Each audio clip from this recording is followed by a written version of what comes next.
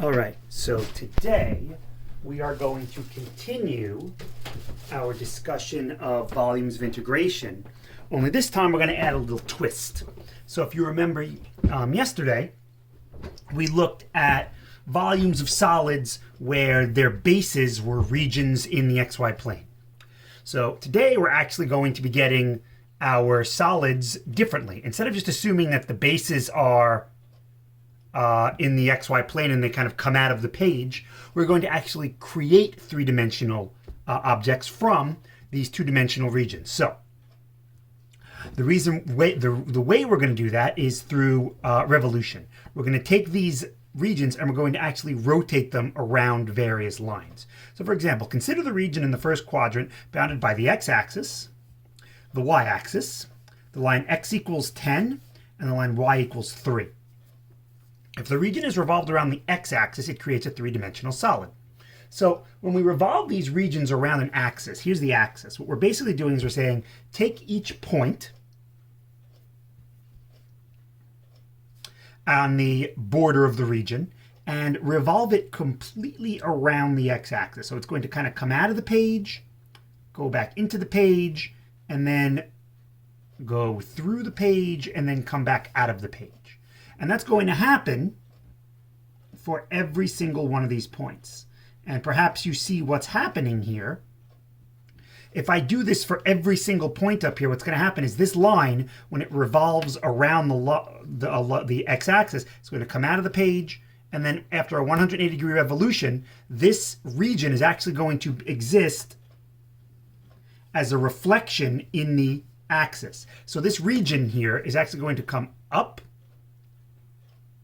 and then go back down. So you notice the way the pen started, it comes up, and then when it goes back down, it is a 180-degree reflection in the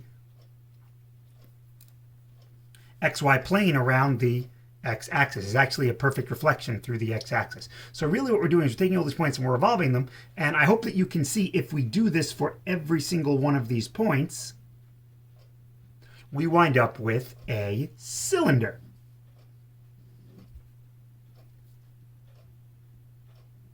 And you can actually see this yourself if you take a piece of paper and a rectangular piece of paper here, which I have just kind of ripped off, and you spin it around really, really, really, really fast. I hope that you notice, whoops, kind of fell off there, but that if I spin this really, really, really, really, really, really, really, really fast, this is making a cylinder. And in fact, if I did it with just like this piece of paper will revolve completely around, and you see the circle being created. And since it's a whole bunch of circles, the top is a flat circle, the rest creates a cylinder. So to find the volume of the solid, we know what the volume of a cylinder is. The volume of a cylinder is pi r squared h, area of the base times the height. In this case, we know that the distance from the x-axis to the line is 3, so our radius is 3. The height is from 0 to 10 pi. This is going to be 90 pi cubic units. There is another way that we can do this using what we did yesterday. If you recall, the volume is equal to the integral from a to b of the area of the cross sections dx. So in this case, what are our cross sections? Well, if we look, our cross sections are circles.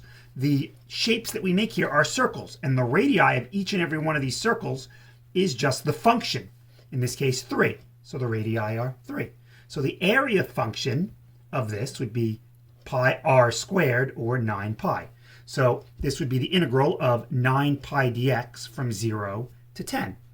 If we integrate this, we get 9 pi x from 0 to 10, which ends up giving us 90 pi, and they are equivalent. So I started off with a rectangle because it creates a familiar shape, but we can do this with any region. So let's consider any bounded region R, which is bounded above by some function f, okay? So what are we going to do? Well, we're going to revolve this around the x-axis. If I revolve this around the x-axis, after the 180-degree revolution, I'm going to wind up with this shape coming out of the page and going back into the page. And then each of these cross sections are going to be circles.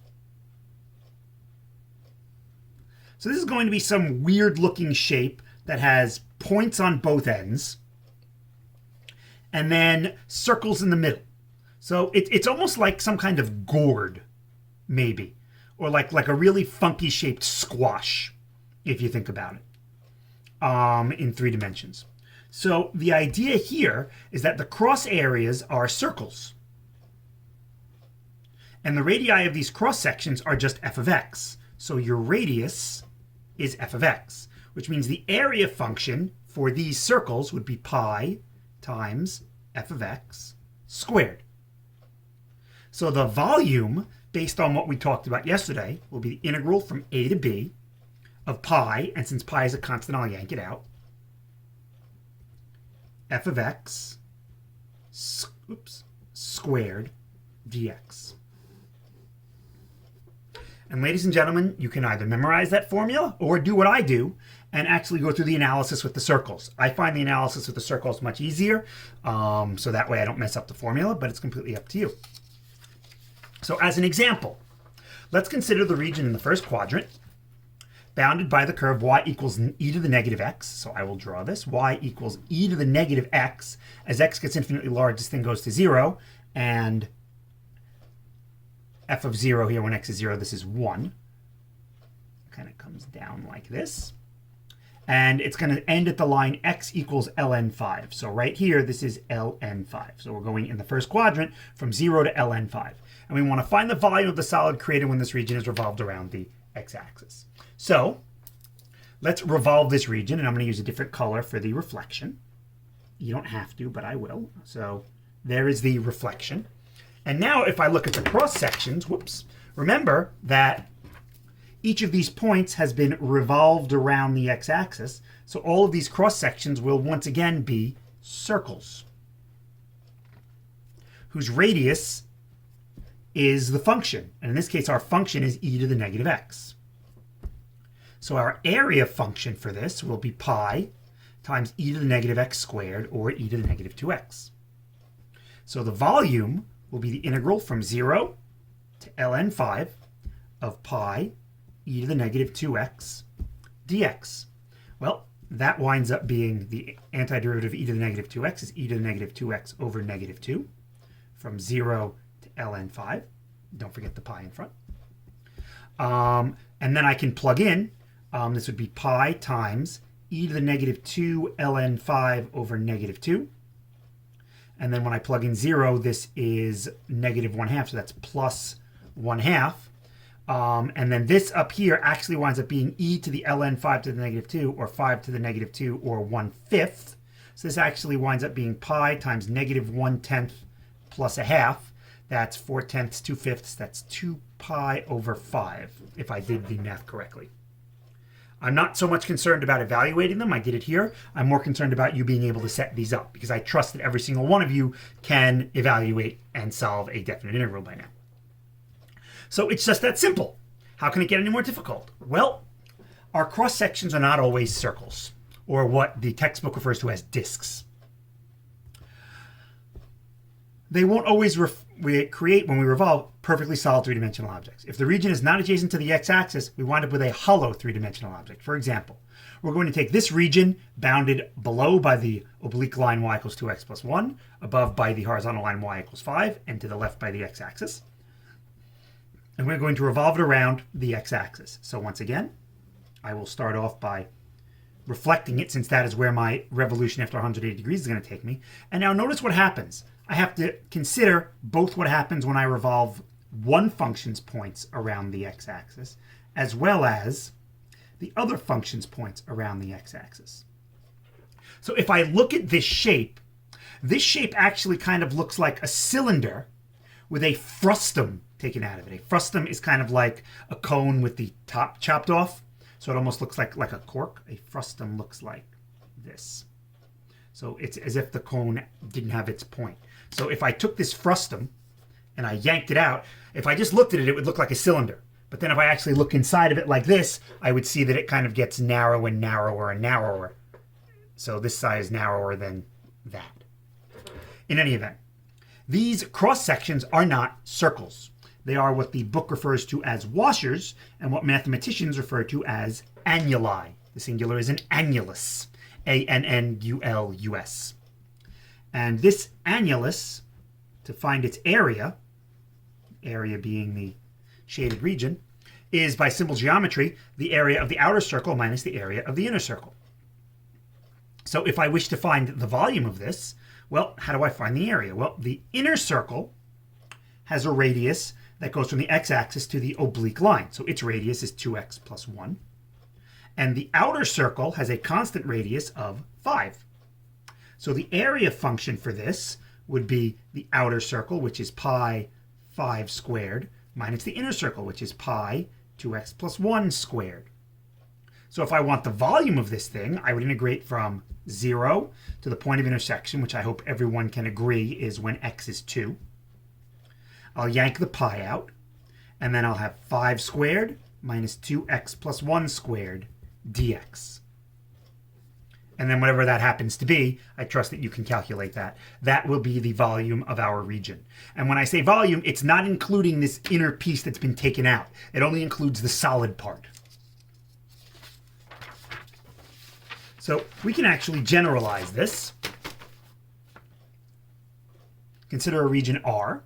And so what I'm going to do is I am going to, once again, represent this by there's a reflection of g of x, and now I also need a reflection of f of x, so let's see. There's a reflection of f of x. So now when I revolve this around the x-axis, I see that my inner circle is right here, is dependent on g. My outer circle is dependent on f. And note that it's possible that I might have to break this region up if I also want the volume of other parts. So if I wanted the volume of this part as well, I'd have to break up my integral into two pieces, from a to b, and then from b to whatever, because the top function changed, kind of like when you found area. So in any event, here is your cross-section, an annulus, with small radius and big radius. The little radius here is the distance from the x-axis to g of x. The large radius is big f of x. So the area function will be pi times the big radius squared minus the little radius squared. So our volume function will simply be the integral from a to b, pull out the pi, of f of x squared minus g of x squared dx. And again, you can memorize that formula, or you can go the annulus route and actually draw the pictures. And again, I think the pictures are so much better. I know that they take time to do, but really, it really helps you to understand it while you're doing it. So again, in order to do these, it does help to have pictures available. So you have your graphing calculators, which you can use for the majority of these problems, or you'll be given a graph. So let's consider the line, the region rather, bounded by the line y equals 2. So here's y equals 2. And the function 10 over x squared plus 1. So when x is 0, that has a value of 10. And this winds up being having a value of 2 when x is negative 2 and when x is 2. Because 2 squared is 4 plus 1 is 5. 10 divided by 5 is 2. So it's going to intersect there. So that is bounded there. Find the volume of the solid generated when this is revolved around the x-axis. So this is my region. So I will, once again, draw kind of a reflection. And then I will draw the cross sections.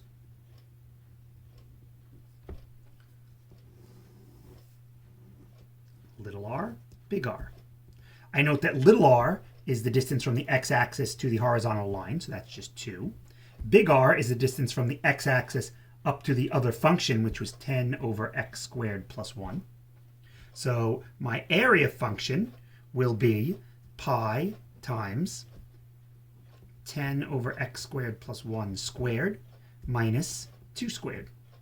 So the volume will be the integral from negative 2 to 2 of pi times the big radius squared minus the little radius squared dx.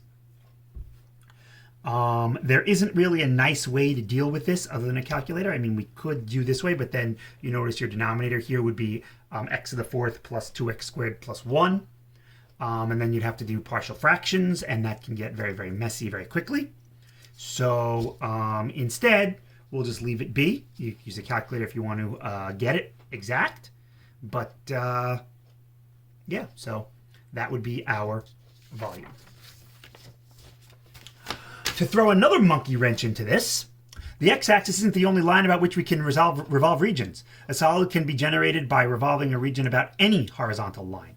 So here's that same weird looking area, only now I'm going to revolve it around a general line y equals k. So once again, I will reflect this region across this line y equals k this time. So first I will reflect, let's say, g, because it's closer. So let's see, g comes this way, and then it comes up, and then it kind of comes down. And then I'll do f. F starts off a little bit further away, and then it kind of goes like this, and then like that, and then like this.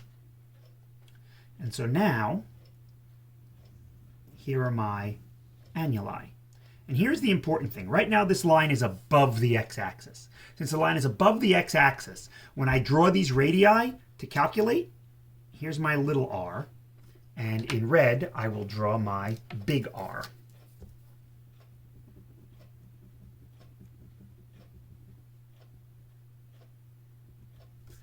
If I were below, I would draw my radii up to the x-axis. And the reason for this is all of these distances are relative to the x-axis. Note that the distance from the x-axis to the function is just the function.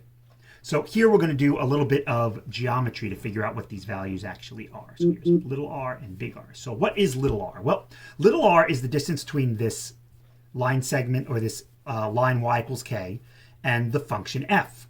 Unfortunately, I don't know what that distance is. But I do know that the distance from the x-axis to my line is k. And I noticed that the distance from the x-axis to the function is g of x. So if I subtract the distance covering the x-axis to g of x from the entire thing, I'm left with just this little blue piece, which is my little r. The big R works the same way. The big R is simply the distance from the line to, oh, sorry, that was f of x. Whoops, that was f of x. I apologize, that was f of x. The big R is just the distance from the line all the way down to g of x. So in order to get that, I take the distance from the line to the x-axis, and I subtract from it the little itty-bitty distance between the line and the function.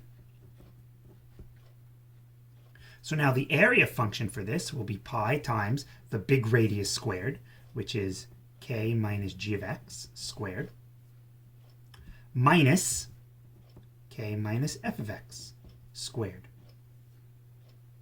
So the volume will be the integral from a to b, pull out the pi, of k minus g of x squared minus k minus f of x squared dx. And now in the textbook and in other books, you might see this written instead as g of x minus k and f of x minus k. The fact is the order of these two within the squared doesn't matter. And that's because if I switch the order, what I'm really doing is I'm multiplying the inside by -1, but then I wind up squaring it, and -1 squared is 1. So it's basically multiplying it by -1. So let's do the same thing we did before. So in this case, here is the x-axis. Here is the line y equals 2. Here's the line y equals 10. And here is the region. And now I want to revolve this around the line y equals 10. So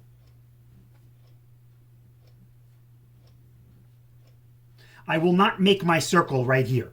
I will purposely pick my circle in a place where I can get to both the top function and the bottom function. All right, so here is my annulus, little r, big R. So let's see. This isn't exactly drawn very well to scale, but that's little r. Little r is the distance from y equals 10 to the function. Well, what is that? That is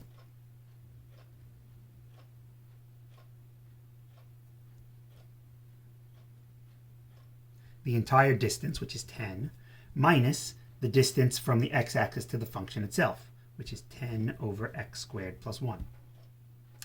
Big R is constant throughout. It's the distance 10 minus the 2.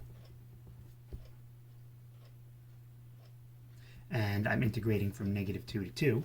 So skipping finding the area, because at this point I think you kind of get the idea. This would be the integral from -2 to 2 of, there's the pi, and now big R squared, which would be 8 squared, minus 10 minus 10 over x squared plus 1 squared dx. So does this get any more difficult than this? Not more difficult, just different. We can also revolve regions around vertical lines. So for example, consider the region in between x squared and rad x. So here is x squared, and here is rad x. Find the volume of the solid generated when this region is revolved around the y-axis. So here we revolve this around the y-axis. And note now that I once again have annuli. But now everything has to be in terms of y instead of x. So I've got to change everything to be in terms of y. So my y equals x squared will become square root of y equals x. And I take the positive square root because I'm in the first quadrant with my region. So I have x equals rad y. And then here I have y equals rad x. So I would wind up with y squared equals x. And note that the reason I want these as x equals, in the same way before when I had y equals tells me the vertical distance. X equals tells me the horizontal distance. So these intersect when x is 1 and also when y is 1. And now I can draw my annuli, small radius, big radius. The small radius is the distance from the y-axis to this first function, rad x, or y squared. So the little r will be y squared. The big R will be the distance from the y-axis to y equals x squared, or x equals rad y. So the area function, in this case in terms of y, is pi times the big radius squared minus the little radius squared. So altogether, the volume is the integral from, now I'm integrating with respect to y, so the smallest y value is 0, and I'm stacking these upward to the highest y value of 1. Pull out the pi. Rad y squared is just y minus, and then this is just y to the 4th dy. And we can actually do this quickly. This would be y squared over 2 minus y to the 5th over 5 as we go from 0 to 1. So that would be pi times 1/2 minus 1/5. This is 5/10. This is 2/10. So that's 3 pi over 10 if I did that correctly, and I think I did. We can also revolve this around vertical lines. So, once again, 1, 1. And I'll just remind you that we have x equals rad y and x equals y squared. And the rad y is this one. And the y squared is this one. And now we're going to revolve this around the line x equals 1. So here's my line. So once again, I will draw the